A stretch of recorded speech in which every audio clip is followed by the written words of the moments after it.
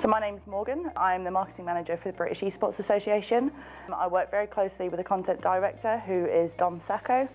I mainly focus on digital marketing, so this involves social media, other community-based platforms, the website, YouTube, Twitch, and also work slightly in partnerships as well, which is working with our game advisors and speaking closely with our advisory board members.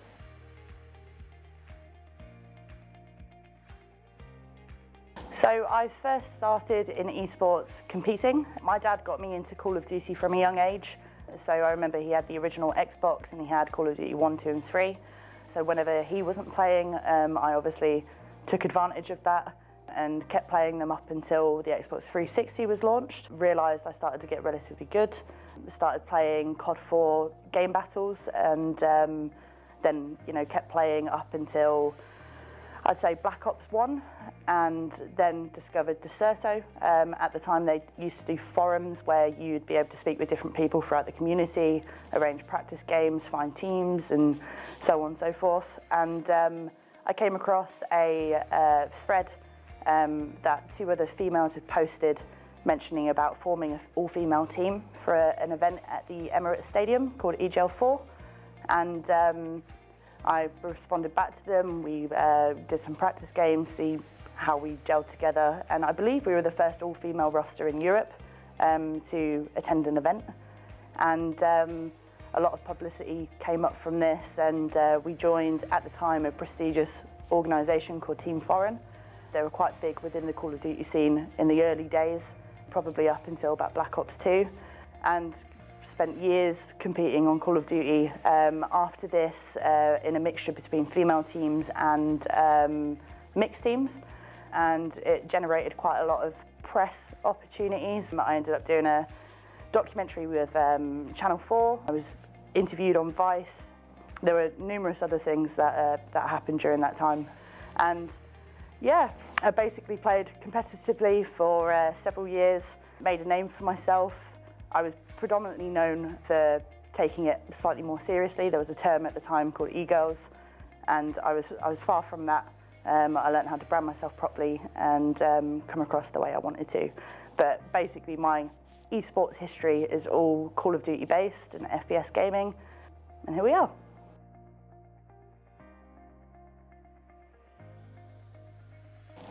I think I was quite lucky with who I knew at the time.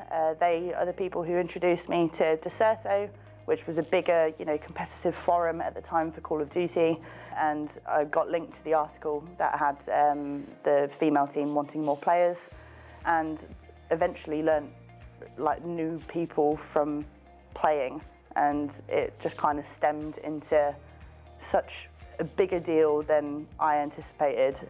Definitely not the route I saw myself going. It was a good idea in the sense that I was playing for hours and hours a day with really no purpose. So to be able to put that amount of time into something and get results in terms of team placements and personal achievements, it was all kind of luck in who you know.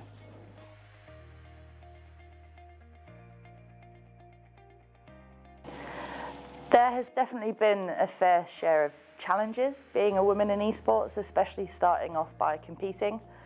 Being an all-female team, probably one of the first to attend a decently sized event, it's fair to say it was intimidating, especially being 16 at my first event. There was a lot of male teams, a lot of stereotypes that we wouldn't do as well, and at the time there was a lot of work to be done in ourselves as a team and individuals. But there was definitely a stigma there that we would be, terrible players, terrible team, wouldn't win a game. We didn't win a game, but that's, is not the point. It's more that the individual skill was there, and with us being so new into esports, there was a lot of work to be done to be able to catch up with those who were already at a professional level. And I think, as time went on, I started to get a good reputation in that sense of, really trying to compete with the guys and show that girls can be just as good. But there is definitely still a stereotype that that's not possible. So it was definitely a main aim of mine to make sure that wasn't the case, especially with me. I know it still exists in several games where, unfortunately we don't have that many female pro players, and I don't know whether, the stereotype of females not being as good as males is the reason for that. Is there a barrier there that's stopping players who are potentially good enough to go pro from going pro, just because of the vision from other members on the team who are either recruiting for players or team organisations not wanting to take a female on to, stop their big achievements? I'd say that's possibly one of the biggest ones. Is stereotypes is definitely a big halt as to possibly what stopped me from progressing. I know, the skill gap between those who play professionally now and myself is, there's a significant gap still. But, on the games where I did put a lot of time in and a lot of effort, I think I did shock a few people with, I want to say talent without sounding cocky, but, it's really, it's a struggle dealing with a stereotype, and it's partly the reason why I no longer compete. So yeah, there's definitely barriers up, and I'd like to think it's starting to improve slightly, but it's definitely still there, and a reason why we don't see many professional players anymore.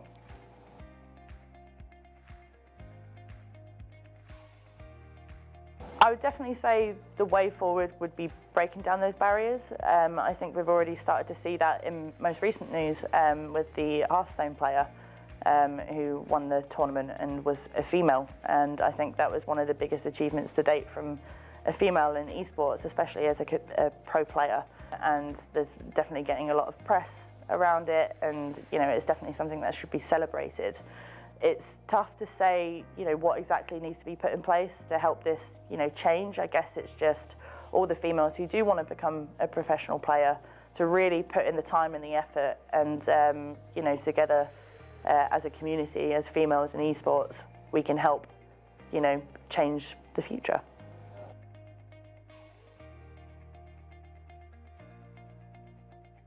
My top tip to anyone who's looking to get into Call of Duty or other games professionally is to definitely put in the time. It's very easy to get a decent, it's easy to get a decent aim, but it's more the knowledge side of the game that makes a real good player or a pro player. So just spend that extra time looking for your VODs, speak with your team, communication is key, and yeah, just keep up the hard work.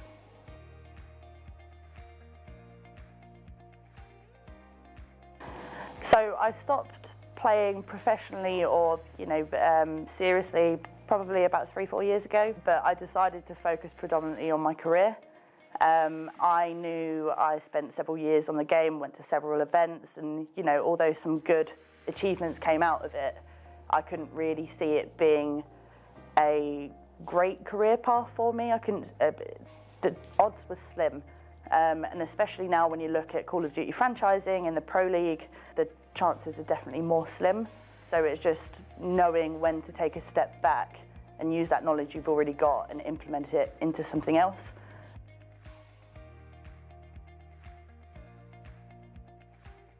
So when I first started at Fierce, they hadn't currently had anyone in to do their marketing. So essentially that's the role that I took on. About a year in, I'd say in August last year, we had a conversation as we had a lot of people approach us about sponsorships and with amateur esport teams. The partnerships that we did have or the experiences that we had didn't necessarily go to plan. So we decided to launch our own esports organisation. So being a PC or a system builder within the UK, we already had a lot of relationships with brands such as AMD and Asus and all these other blue chip companies within the industry, and thought we've already got a head start in terms of being able to secure sponsorship. So we had a chat, and I was very reluctant at first when they brought up the idea about having their own esports organisation. But from my past experiences of being part of teams and organisations, I can imagine it's quite chaotic to do it correctly. And at the time I was the only marketing person, although I did have assistance from other people. I knew it was going to be a big project for me to work on aside from Fierce PC. So I knew it was going to be a lot of work, but fortunately it paid off.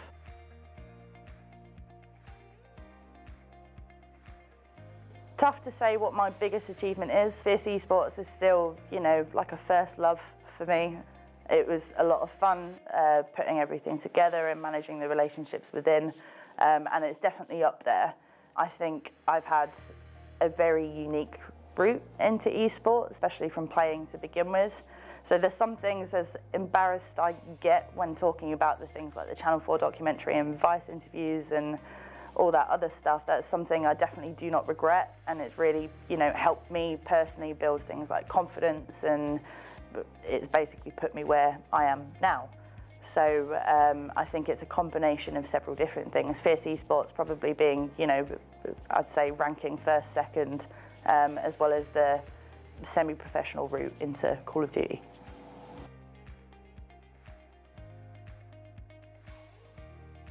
So as you can imagine, when it comes to applying for jobs, especially in esports or gaming, there are hundreds and thousands of applicants that put their names forward for certain roles. So it's important that you find a way to stand out. It's really important to get across that you have the necessary experience for the role, and at the same time that equally the passion for esports and gaming. But it's making yourself stand out from a crowd. Look at those unique factors that not potentially everyone has, and make sure it's translated onto your application.